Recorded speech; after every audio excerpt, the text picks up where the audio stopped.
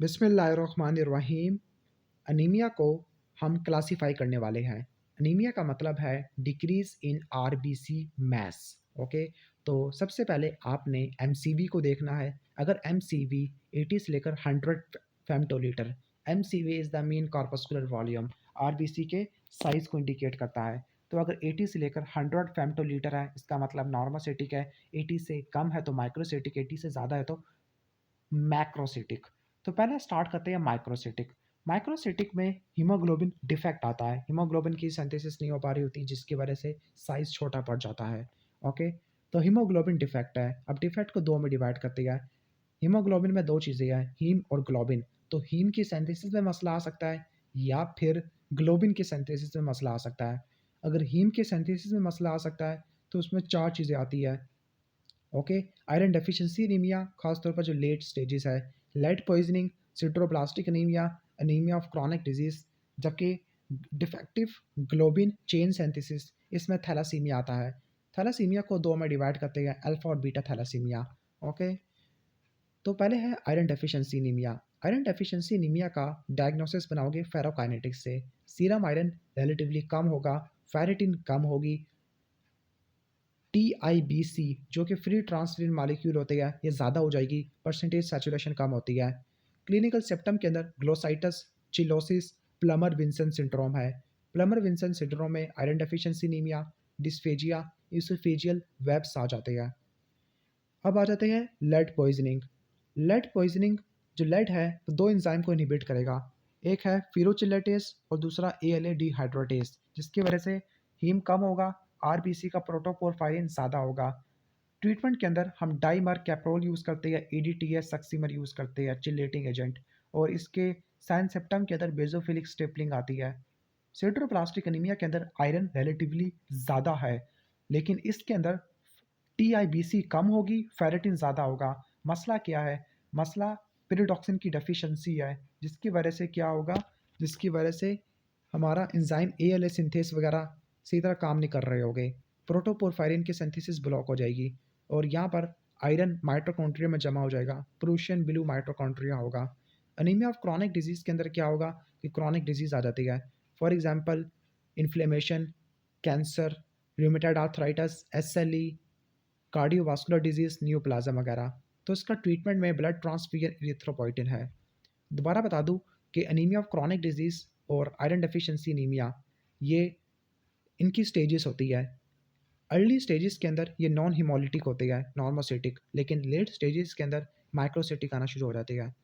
Defective globin chain synthesis, इसमें alpha thalassaemia, beta thalassaemia है। Okay, alpha thalassaemia के अंदर 4 जीन्स होते हैं और ये क्रोमोसोम नंबर 16 पे पड़े हुए होते हैं। बीटा थैलेसीमिया वाले क्रोमोसोम नंबर 11 पे पड़े होते हैं। ठीक हो गया? अब एक जीन डिलीट है तो मिनिमल, 2 है माइनर, 3 है तो बीटा 4 के एग्रीगेट आ जाते हैं, हीमोग्लोबिन H, और 4 में बार्ट्स आ जाते हैं, हाइड्रोस फिटालिस। ओके, और यहाँ पर आप हीमोग्लोबिन इलेक्ट्रोफोरेसिस करते हैं और इसका निमोनिक है AFR। जबकि बीटा थैलेसीमिया के अंदर क्या होता है? बीटा थैलेसीमिया में पॉइंट म्यूटेशन होती है। ओके, इसमें एन आइसोसाइटोसिस होता है, क्रू कट स्कल एक्सरे होगा, चिपमन फेसिस होगा क्योंकि मैरो एक्सपेंड कर रही है, और एन आइसोसाइटोसिस इंडिकेट होता है इंक्रीज RDW। अब बारी है नॉर्मोसिटिक। नॉर्मोसिटिक को दो में डिवाइड करते हैं, नॉन हिमोलिटिक और हिमोलिटिक। नॉन हिमोलिटिक का मतलब है प्रोडक्शन कम है। तो आयरन डेफिशिएंसी एनीमिया के कुछ स्टेजेस यहाँ पर आपको देखने को मिलती होती है, एनीमिया ऑफ क्रॉनिक डिजीज के भी। बाकी ए प्लास्टिक एनीमिया यहाँ पे आ जाएगा। ओके, ए प्लास्टिक एनीमिया में पैनसाइटोपिनिया होता है, ब्लास्ट रिलेटिवली कम होगी, हाइपोसेलुलर बोन मैरो होगी। लेकिन अगर हाइपर सेलुलर हो, ब्लास्ट काफ़ी ज़्यादा हो, इसका मतलब माइलोप्थिसिस सिंड्रोम है, फैट होता है बोन मैरो के अंदर। साइन सिम्टम है ब्लीडिंग, ब्रूजिंग, फैटीग, इन्फेक्शन काफ़ी ज़्यादा कॉमन होते हैं। ट्रीटमेंट में इंट्रावीनस इम्यूनोग्लोबुलिन्स लेते हैं, कल्चर करते हैं इन्फेक्शंस वगैरह के लिए, खासतौर पर पैरावा वायरस B19 का, जो कि 5th डिजीज़ करवाता है। क्रॉनिक किडनी डिजीज़ भी chronic anaemia of chronic disease करवाएगा, इसमें इरिथ्रोपोइटिन कम होता है। अब बारी है हिमोलिटिक। हिमोलिटिक के अंदर रेटिक्स 3 से ज़्यादा होती है, लेकिन अगर रेटिक्स 3 से कम हो तो वो नॉन हिमोलिटिक है। इसको मज़ीद दो में डिवाइड करते हैं, इंट्रिंसिक, एक्सट्रिंसिक। इंट्रिंसिक को मज़ीद हम डिवाइड करते हैं 3 कैटेगरी के अंदर, वैसे 4 में डिवाइड किया हुआ, 3 में कर लेते हैं। Membrane defect, enzyme deficiency, haemoglobinopathy. Membrane defect में क्या-क्या आ सकता है? पहला है हेरिडिटरी सेफिलोसाइटोसिस। अच्छा, इसमें क्या होता है? इंट्रिंसिक में गॉलस्टोन ज़्यादा होती है हेमोलिसिस में, क्योंकि इस केस में क्या होता है, अ, वैसे एक्सट्रिंसिक में भी गॉलस्टोन्स होते हैं, लेकिन इसमें रिलेटिवली कम होते हैं। अच्छा, हेरिडिटरी सेफिलोसाइटोसिस में क्या होता है? इसमें आपको आरबीसी स्फेरिकल होती है, राउंड होती है, जॉन्डिस देखने को मिलेगा अनकॉन्जुगेटेड बिलिरुबिनेमिया की वजह से। ओके, ऑस्मोटिक फ्रेजिलिटी टेस्ट करोगे, स्प्लीन का साइज बढ़ जाएगा, सेंट्रल पैलर नहीं देखने को मिलेगा। इसका मतलब मीन कॉर्पस्कुलर हीमोग्लोबिन कंसंट्रेशन बढ़ गई है। ट्रीटमेंट है कि स्प्लीन निकाल दो, और इसका डायग्नोसिस करने के लिए माइक्रोसेफिलोसाइट्स देखते हैं। Proximal nocturnal haemoglobin urea, post viral infection होता है बच्चों के अंदर। इसमें क्या होता है, इसमें जो जीपीआई एनकोर होता है वो ख़त्म हो जाता है, जो कि डी के एक्सेलरेटिंग फैक्टर को एनकोर करता है, CD55। एंजाइम डेफिशिएंसी के अंदर ग्लूकोज 6 फॉस्फेट डिहाइड्रोजिनेज है, ऑक्सीडेटिव स्ट्रेस की वजह से होगा, खासतौर पर anti malarial drug, sulphur drug या फेवाबीन्स। इसमें आपको हीन्स बॉडी बाइट सेल देखने को मिलते हैं। पायरुवेट काइनेज की डेफिशिएंसी की वजह से भी हो सकता है।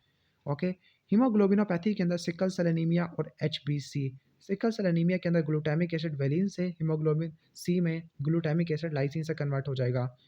ओके, सिकल सेल एनीमिया में एक्स्ट्रा और इंट्रावास्कुलर हिमोलिसिस देखने को मिलती है, और थैलासीमिया और सिकल सेल एनीमिया में टारगेट सेल देखने को मिलती है।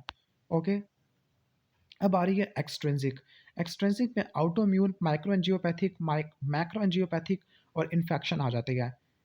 जबकि हमारा मैक्रोसिटिक है, मैक्रोसिटिक को दो में डिवाइड करती है, मेगालोब्लास्टिक, नॉन मेगालोब्लास्टिक।